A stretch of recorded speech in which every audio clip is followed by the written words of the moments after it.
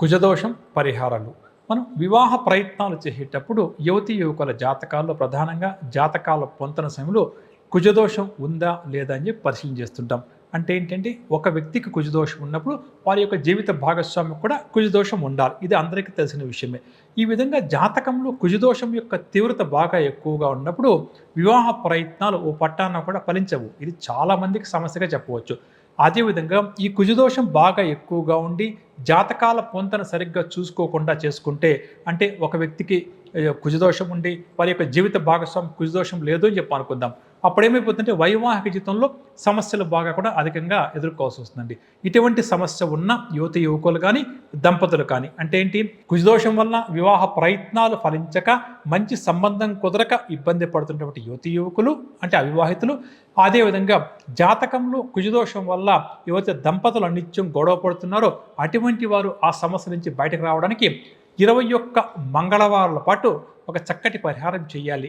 ఏం చేయాలనే విషయానికి వస్తే, 21 మంగళవారాలు ప్రతిరోజు ఉదయాన్నే ఇష్టదైవం ముందు కానీ, లేకపోతే ఎక్కడన్నా సుబ్రహ్మణ్య వారి యొక్క ఆలయం కానీ, లేక నాగదేవత ఆలయం ఉంటే అక్కడికి కానీ వెళ్ళే ప్రయత్నం చేయాలి. వీలుంటే ఆలయానికి వెళ్ళవచ్చు, లేదా ఇంట్లోనే చేసుకోవచ్చండి.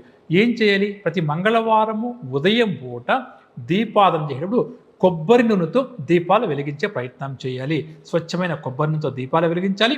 3 ఒత్తులు దీపంలో వేయాలి. అంటే ఏంటి, 2 దీపాలు వెలిగిస్తుంటాం కదా దేవుడి ముందు, అంటే ఇక్కడ ప్రధానంగా కూడా 6 ఒత్తులు వస్తాయండి. అంటే ఇటువైపు దీపపు కుందులో 3 ఒత్తులు, ఇటువైపు దీపపు కుందులో 3 ఒత్తులు.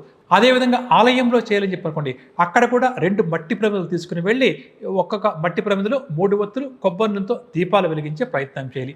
అదేవిధంగా ఏమాత్రం అవకాశం ఉన్నా ఈ 21 మంగళవారాల్లో కనీసం 1 మంగళవారం కానీ, లేక 2 మంగళవారం కానీ, లేదా వీలుంటే ప్రతి మంగళవారం కూడా బొబ్బట్లను వండి నైవేద్యంగా స్వామివారికి కానీ అమ్మవారికి కానీ సమర్పించే ప్రయత్నం చేయాలి. అంటే ప్రతి వారం చేయడం కొంత కష్టమవుతుంది కాబట్టి ఈ 21 మంగళవారంలో ఒకసారి కానీ, 2 సార్లు కానీ, 3 సార్లు కానీ చేస్తే సరిపోతుంది.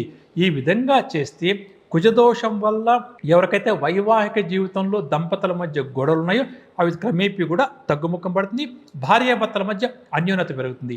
అదేవిధంగా కుజదోషం వల్ల వివాహం కాక ఇబ్బంది పడుతున్న అవివాహితులకు ఈ విధంగా కొబ్బరి నూనెతో 3 ఒత్తులతో దీపాదన చేసి వీలున్నప్పుడు బొబ్బట్ల నైవేద్యంగా సమర్పిస్తే తప్పకుండా కూడా వారికి మంచి సంబంధం కుదురుతుంది అని చెప్పవచ్చు.